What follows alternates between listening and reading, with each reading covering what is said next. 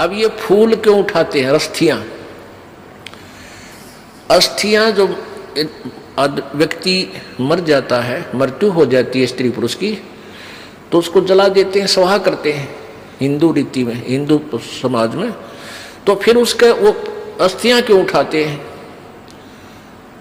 अब ये पहले जीवात्मा जाता है तपस्या पे, मनुष्य शरीरधारी, वहां इसका बक्कल उतर ले है, इसमें से जो गंध है वो निकाल कर फिर यूं भेजा था धर्मराज के पास। धर्मराज के पास इसका ऑटोमेटिक कैलकुलेशन पावर है, ये इतने कर्म किए, ये तेरा जीवन जा भागवा, तो ये प्रेत बन जाता है मान लीजिए। तो प्रेत बनते ही फिर सीधा इसको पटकते हैं नीचे, ये सीधा आता अपने घर ने, घर में इतनी लंबी कील गाड़े पावे, फिर यू बार बार फिर देखता है तेरे शरीर को कहाँ ले गए थे, शमशान घाट में। वहां पहुंचता है ये सूक्ष्म शरीर में, ये प्रेत आत्मा बनकर। तो वहां वो अपनी हड्डियों को अपनी मान के उनका चिपक जाता है। अकिया मेरी या मेरी, क्यों ताजा जला पावे, नारी पहचान हो सब उसकी तय, उसका चिपक जाए, ये है मेरा शरीर। अब ये क्या करते हैं जंतर मंत्र करने वाले, ये सेवड़े शावड़े नालायक, ये उन अस्थियां उठा लावे, उन अस्थियां को चिपका हुआ आवे, क्यों मेरी है मेरी है, फिर उसका करके जंतर मंत्र और फिर उसको किसी और में प्रवेश कर देते हैं, वह बिरान मट्टी उसकी भी और अगले की भी शुरू हो जाती है। तो इन पेट भर संतों ने, ऋषियों ने, गुरुओं ने क्या सोचा कि इनने एक धंधा और दे दिया, जिसका मरे है ये स्त्री या पुरुष, उनको ये कहने लगे इनके पास कोई मोक्ष मार्ग तो था नहीं कि इसका कल्याण हो जाए बेचारे का।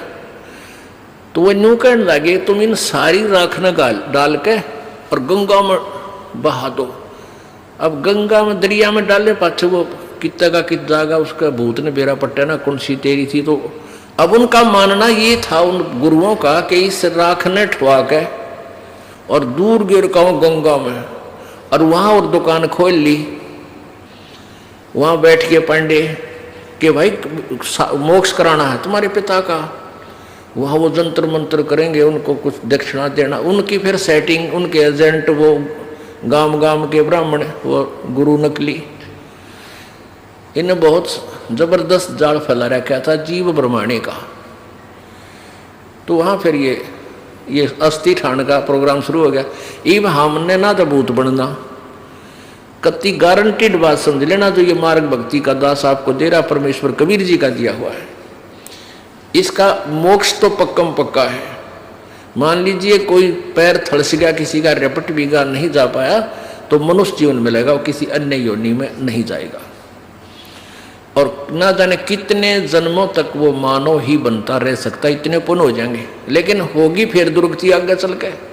तो कोशिश ये करना है कि अब ये भूल ना लगे, ये बात बढ़े नहीं।